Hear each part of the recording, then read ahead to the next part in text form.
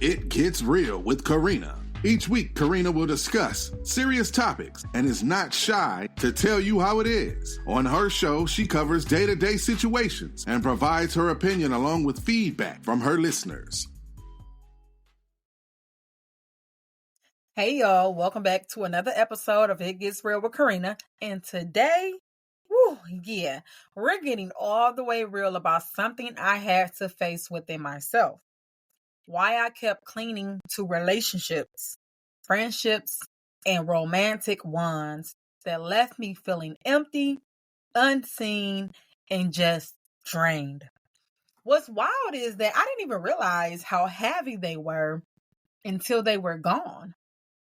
And once I walked away, I felt free. Like I could finally breathe. That was my wake-up call. But when I really sat with it, I had to admit, this wasn't the first time, y'all. I've done this more than once. And maybe you have too. So today, we're unpacking it. Why we're so drawn to relationships that drain us. What that says about where we are and how we finally break the cycle and choose peace on purpose. Let me tell y'all something that might hit a little too close to home. Just because a relationship is long doesn't mean it's healthy. Just because someone is always around doesn't mean they're good for your soul. There was a friendship I had years ago. Years. And when it ended, I cried. But I also slept better. My spirit was lighter. Then I had a relationship that ended. And I felt the exact same thing, y'all. Like it was a relief. Peace. I started realizing that I had made a habit of holding on to people who weren't holding me. And that was a hard pill to swallow. I was showing up for folks who couldn't even show up for themselves. I was trying to be someone's emotional home when they didn't even know how to keep the lights on in their own spirit. So here's the real question. Why do we keep choosing people who take more than they can give? Why do we hold on when we should let go? Sometimes it goes all the way back. Maybe you grew up being the fixer, the strong one, the peacemaker. So love starts to look like work, like proving yourself, like earning someone's care. You start to feel needed, and you confuse that with being loved. Other times, we just fear being alone. So we settle. We stay too long in situations that feel familiar but not healthy. We think if we just love them enough, they'll change. But y'all, love isn't supposed to drain you. Love isn't supposed to leave you feeling small. You don't have to exalt yourself to be chosen. And sometimes, if we're being honest, we don't think we deserve better. We've never been shown what real love looks like, what mutual effort feels like. So we cling to crumbs, calling it a meal. But we deserve the whole table. Yeah, the whole entire table. You know what's wild though? When I look back at the relationships that drained me, I was just being loyal. I was hoping for something, hoping to finally be seen, hoping someone would pour into me the way I was pouring into them. And honestly, I didn't even know how to ask for that because I wasn't used to it. I didn't know what it felt like to be emotionally safe. So once again, I was trying to earn it. I kept showing up as the strong one, the understanding one, the ride or die. But let me be real. You could ride or die for someone who wouldn't even walk for you. That's when it hit me. I wasn't in love with the person. I was in love with the potential of the connection. I was in love with the fantasy that maybe one day they'll show up for me the way I kept showing up for them. But y'all, potential is not a promise. It's not love. It's not partnership. It's a placeholder we cling to when we're afraid we won't find real reciprocal love. But if you're always the one carrying the relationship, you're not in a partnership. You're in a performance. Yeah, let that sink in. And sometimes we stay because we don't want to feel like we failed. That was me growing up, being in a 10-year relationship. Everybody looked up to my relationship. I didn't want to end it, although I was upset and happy. But I didn't want to let people down. We don't want to admit we made the wrong choice. We don't want to start over. But what if letting go isn't failure? What if it's growth? What if it's not the end, but your beginning?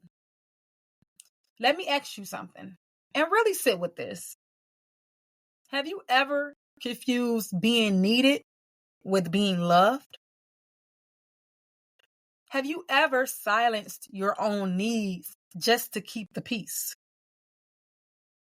Have you ever felt more drained with someone than you did when you were alone? If the answer is yes, it might be time to reevaluate who has access to your heart and your energy. Let me tell you what peace feels like. When you finally stop settling for draining relationships, it feels like no longer walking on eggshells. It feels like laughing for real, not just pretending. It feels like trusting yourself again. I've learned to ask myself this question before I let anyone too close. Does this connection feel heavy or healing? Because I'm done carrying people who won't even carry their own weight. I'm done performing for love.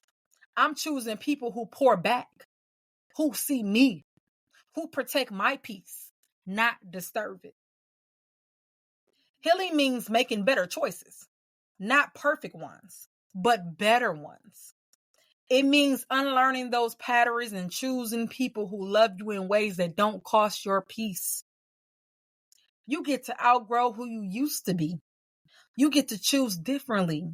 And you don't owe anyone an explanation for evolving.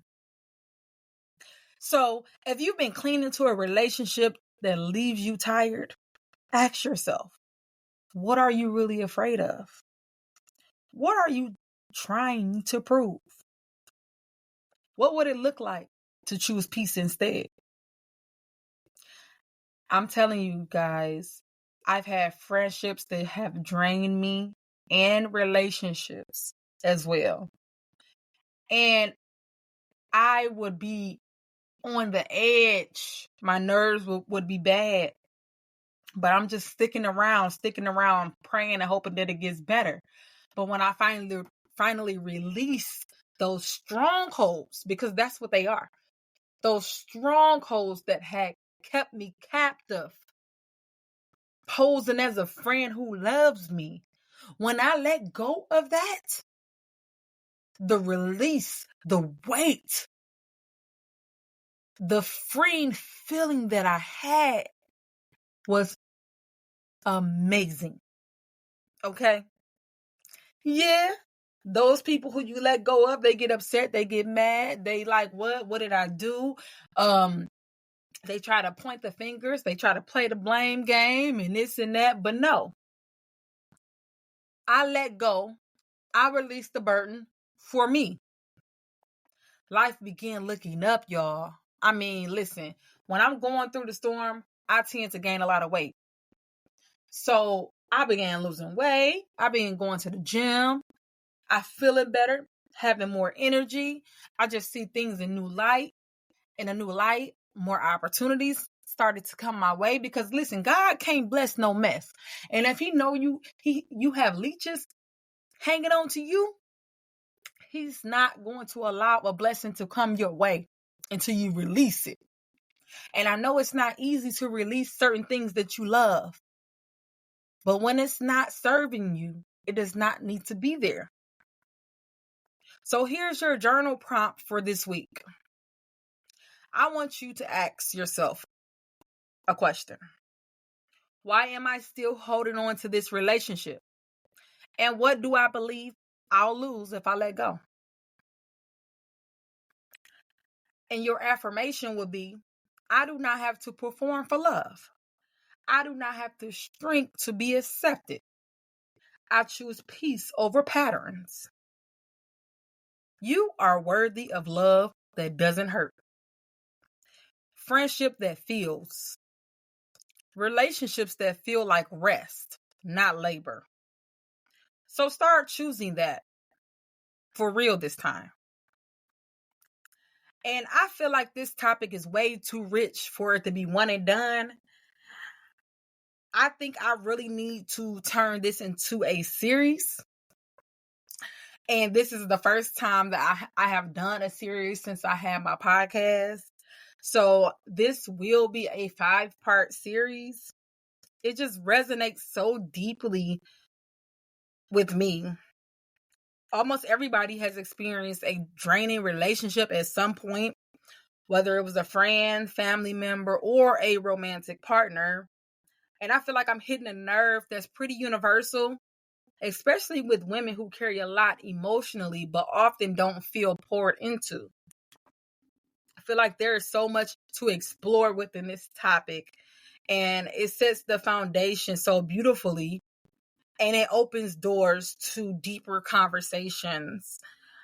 I want us to start understanding different things such as why we confuse intensity with intimacy, how to rebuild your self-worth after emotional depletion. A lot of times we go through these hardships and these trials and tribulations, and our self-worth is shot when we let go of the burden that lied in that man or that woman or that friend.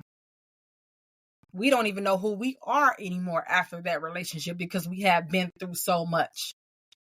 But it's okay, because after you let go of the burden, your growth starts to begin. So it's your season to grow and elevate. Continue to listen to podcasts like this that's going to motivate you. Go to the gym, start drinking your water, start eating healthy, go to church, start praying and fasting. Everything is going to work out in your favor. I want you guys to learn all different types of things in this series that I'm coming at you with. You're going to know the signs of emotional manipulation or imbalance in friendships. And also, you're going to learn to trust your instincts again. A lot of us, we get off balance when it comes to trusting our instincts because we mess with a lot of narcissistic people, and they try to make you feel like your instincts isn't correct, but what you felt was correct. They just tried to make you feel like you were crazy or slow, but you're not crazy or slow, you're smart. But narcissists will try to train your mind into thinking that you're not thinking what you're thinking, but you are, and it's correct. So go with your gut and go with your instincts. Don't let anybody shame you or make you feel less than. Also in this series, you're going to learn about what healthy love actually looks like, because healthy love is out there. And one day I truly want to be married to my real love of my life. And I want to know how it feels to genuinely be loved from the start. Because every relationship that I've ever been in, whether it been platonic or a friendship or a romantic relationship, I've seen red flags early on, but I ignored them. So going forward, I am taking out anything that is going to hold me back. If I see a red flag in the beginning, whether it be a friendship or a romantic relationship or platonic, I am not going to let it get past me. Because when you allow things to get past you, you have to deal with crazy mess on the back end.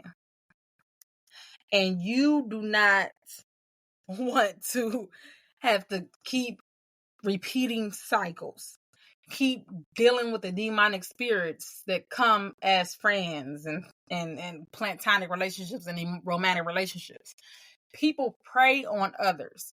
They would sit back and see that you live in your life and say, you know what, I'm going to get her. I'm going to get him. And in the end, you're ruined because of it. We're not going to let that continue to happen. But our next episode will be the childhood connection, how our past shapes our patterns. We're going to dive into upbringing, attachment styles, and being the strong one. Because a lot of the things that we deal with as adults is because of things that have occurred in our childhood.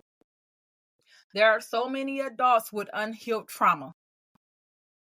And a lot of the trauma that I've experienced growing up, I've worked through and healed with a therapist, with God, and just working on to become better.